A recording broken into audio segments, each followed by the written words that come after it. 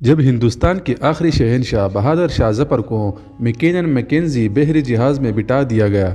ناظرین، یہ جہاز 17 اکتوبر 1858 کو رنگون پہنچا اور شاہی خاندان کے 35 مرد اور خواتین بھی تاجدار ہند بہادر شاہ ظفر کے ساتھ تھے۔ کیپٹن نیلسن ڈیوس اس جہاز کا انچارج تھا اور دنیا کی تیسری بڑی سلطنت کے آخری فرمانروا بہادر شاہ ظفر کو ساتھ لے کر اپنی رہائش گاہ پہنچ گیا۔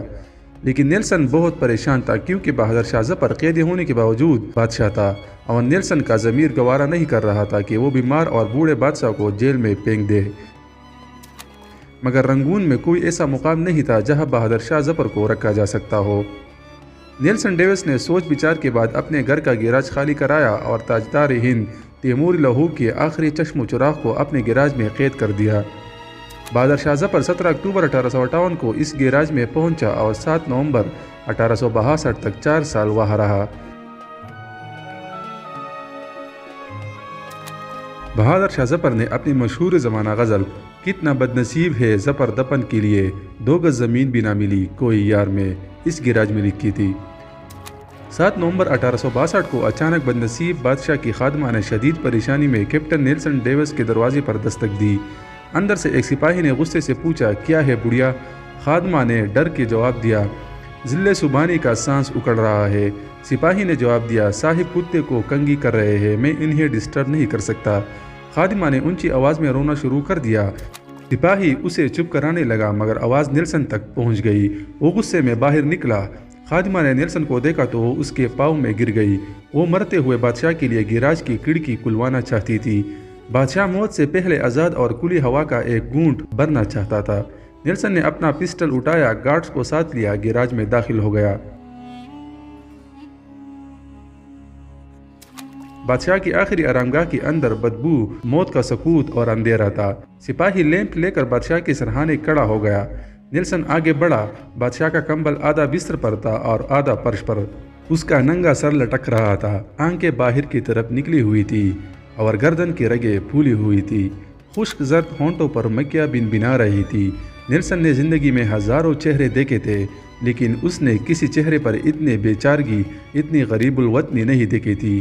وہ کس بادشاہ کا چہرہ نہیں تھا، وہ دنیا کے سب سے بڑی بھکاری کا چہرہ تھا۔ کیپٹن نیلسن نے بادشاہ کی گردن پر ہاتھ رکھا۔ زندگی کے قافلے کو رگوں کے جنگل سے گزرے مدت ہو چکی تھی۔ ہندوستان کا آخری بادشاہ زندگی کی حد عبور کر چکا تھا۔ نیلسن نے لواحقین کو بلانے کا حکم دیا۔ لواحقین تھے ہی کتنے، ایک شہزادہ اور دوسرا اس کا استاذ حافظ محمد ابراہیم دہلوی۔ وہ دونوں آئے۔ انہوں نے بادشاہ کو غسل دیا، کفن پہنایا اور جیسے تیسے بادشاہ کی نماز جنازہ پڑھی۔ خبر کا مرحلہ آیا تو پورے رنگون شہر میں آخری تاجدار ہند کے لیے 2 گز زمین دستیاب نہیں تھی۔ نیلسن نے سرکاری رہائش گاہ کے احاطے میں قبر کھدوائی اور بادشاہ کو خیرات میں ملی ہوئی مٹی میں دفن کر دیا۔ قبر پر پانی کا چھڑکاؤ ہو رہا تھا، گلاب کی پتیاں بکھیری جا رہی تھی تو استاذ حافظ ابراہیم دہلوی کی خزاں رسیدہ ذہن میں 30 ستمبر 1837 کے وہ مناظر دوڑنے بھاگنے لگے جب دہلی کی لال قلعے میں 62 برس کے بہادر شاہ ظفر کو تاج پہنایا گیا۔ ہندوستان کے نئے بادشاہ کو سلامی دینے کے لیے پورے ملک سے لاکھوں لوگ دہلی آئے تھے اور بادشاہ جب لباس پاخرہ پہن کر، تاج شاہی سر پر سجا کر اور نادر شاہی اور جہانگیری تلواریں لٹکا کر دربار عام میں آیا تو پورا دہلی تحسین تحسین کے نعروں سے گونج اٹھا۔ فوجی سالار تلواریں بجانے لگے اور رقاصائیں رقص کرنے لگی۔ استاد حافظ محمد ابراہیم دہلوی کو یاد تھا کہ بہادر شاہ ظفر کی تاج پوشی کا جشن 7 دن جاری رہا اور ان 7 دنوں میں دہلی کے لوگوں کو شاہی محل سے کھانا کھلایا گیا۔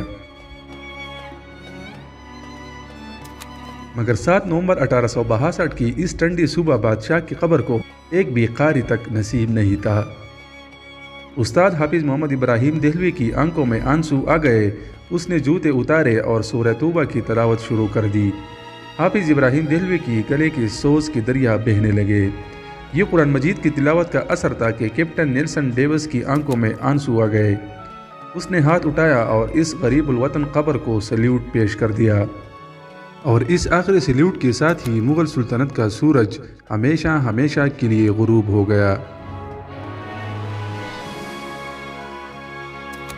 اب اگر کبھی رنگون جائے تو آپ کو ڈیگن ٹاؤن شپ کی کچی گلیوں کی بدبودار گلیوں میں آج بھی بہادر شاہ ظفر کی نسل کے خاندان مل جائیں گے۔ یہ آخری مغل شاہ کی اصل اولاد ہے، مگر یہ اولاد آج سرکار کے وظیفے پر چل رہی ہے۔ یہ کچی زمین پر سوتی ہے، ننگے پاؤں پھرتی ہے اور مانگ کر کھاتی ہے، لیکن پھر بھی اپنے آپ کو شہزادے اور شہزادیاں کہتے ہیں۔ یہ شہزادے اور شہزادیاں کون ہے؟ یہ ہندوستان کی آخری بادشاہ کی سیاسی غلطیاں ہے۔ بادشاہ نے اپنے گرد نااہل خوش آمدی اور کرپٹ لوگوں کا لشکر جمع کر لیا تھا۔ یہ لوگ بادشاہ کی آنکھیں بھی تھے، اس کے کان بھی اور اس کا ضمیر بھی۔ بادشاہ کے دو بیٹوں نے سلطنت آپس میں تقسیم کر لی تھی۔ ایک شہزادہ داخلی امور کا مالک تھا اور دوسرا خارجی امور کا مختار۔ دونوں کے درمیان لڑائی بھی چلتی رہتی تھی اور بادشاہ ان دونوں کی ہر غلطی، ہر کوتاہی کو معاف کر دیتا تھا۔ شاہی خاندان کے لوگ قتل بھی کر دیتے تھے تو کوئی ان سے پوچھ نہیں سکتا تھا۔ ریاست شاہی دربار کے ہاتھ سے نکل چکی تھی۔ نواب، صوبیدار، امیر اور سلطان آزاد ہو چکے تھے اور یہ مغل سلطنت کو ماننے تک سے انکاری تھے۔ فوج تلوار کی نوک پر بادشاہ سے جو چاہتی تھی منوا لیتی تھی۔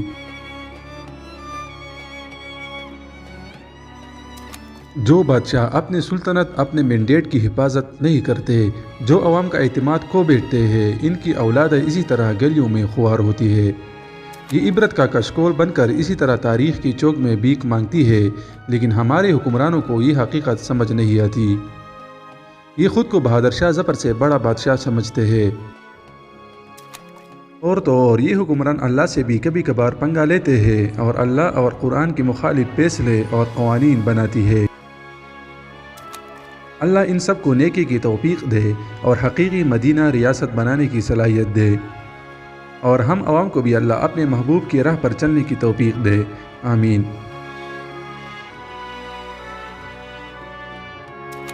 دوستو، اگر یہ ویڈیو آپ کو اچھی لگی ہوگی تو اسے اپنے دوستوں اور احباب کے ساتھ شیئر کیجیے گا اور ہمارے چینل عدنان وائس کو سبسکرائب کریں تاکہ مزید اسی طرح کی ویڈیوز آپ بآسانی دیکھ سکیں۔ ہمیں اپنے دعاؤں میں یاد کیجیے گا اور اپنی قیمتی رائے ہمیں کمنٹ کی شکل میں ضرور دیجیے گا۔ انشاءاللہ ایک نئی ویڈیو کے ساتھ بہت جلد ملاقات ہوگی۔ تب تک کے لیے اللہ ہمارا حامی و ناصر ہو۔